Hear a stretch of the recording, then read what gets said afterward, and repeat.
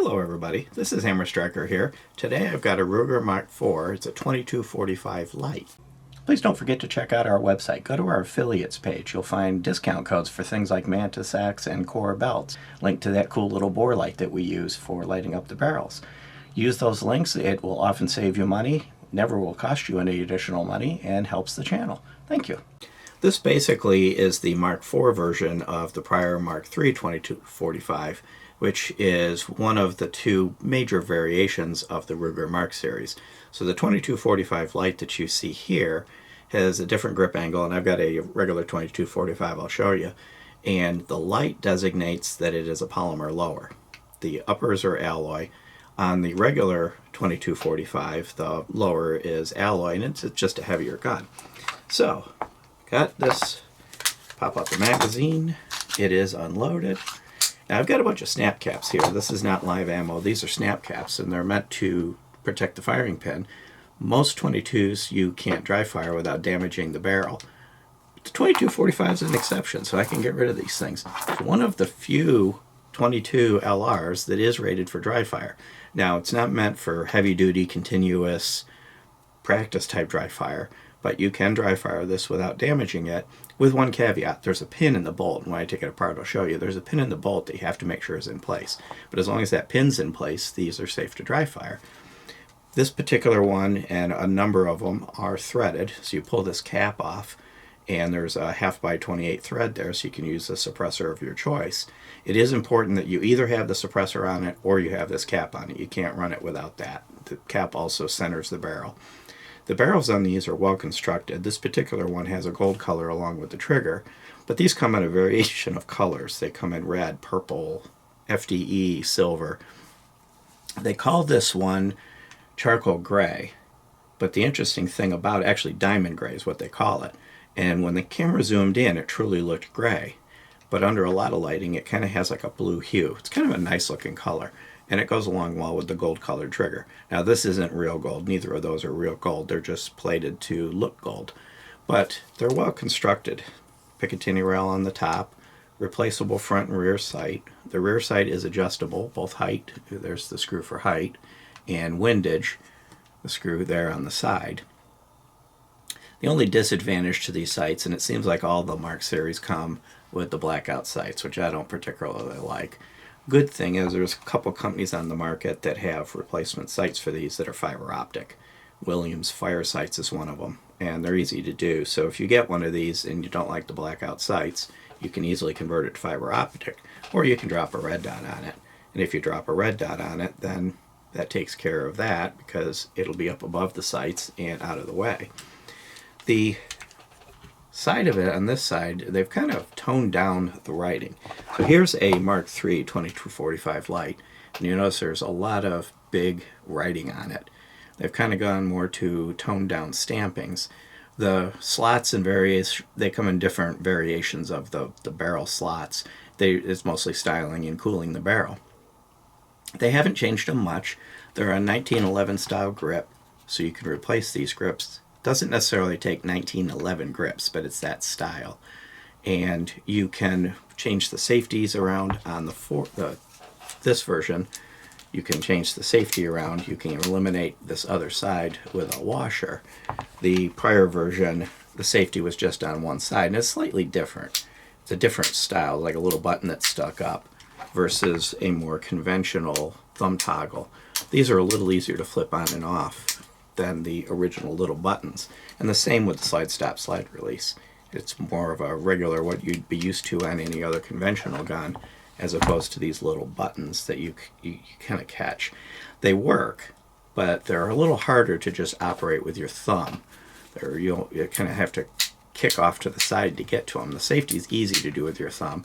This one's a little more difficult.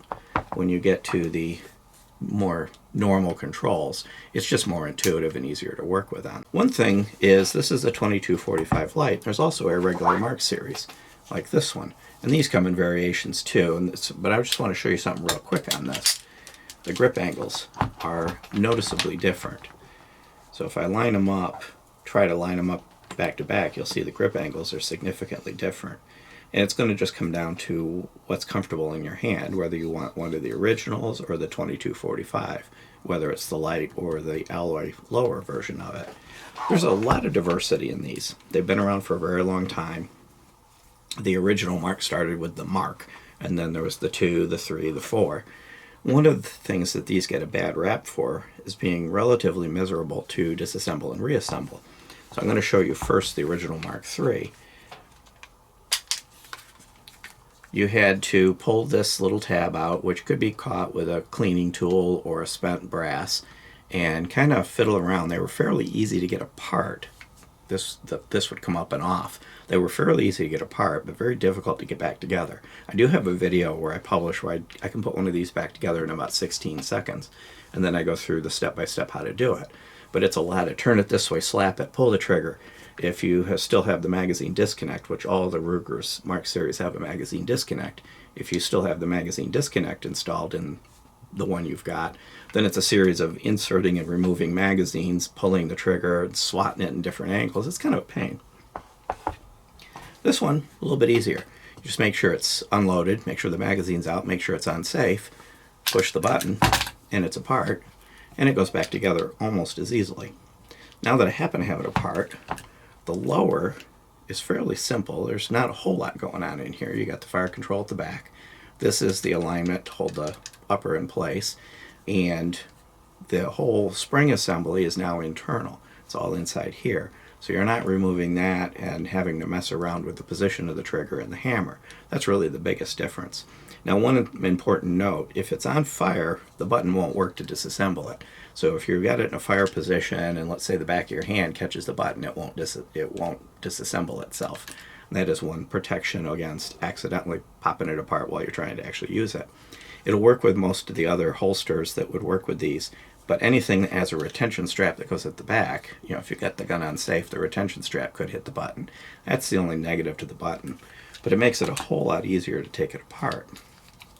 The bolt comes out fairly easily, and you can clean it. Here's the recoil spring. Right there. See that little? That's the pin I'm talking about. If that pin comes out where you're cleaning it, it won't break anything. But before you put this back together, always double check that that pin's in place. Because if the pin's not there, then it's no longer dry fire safe.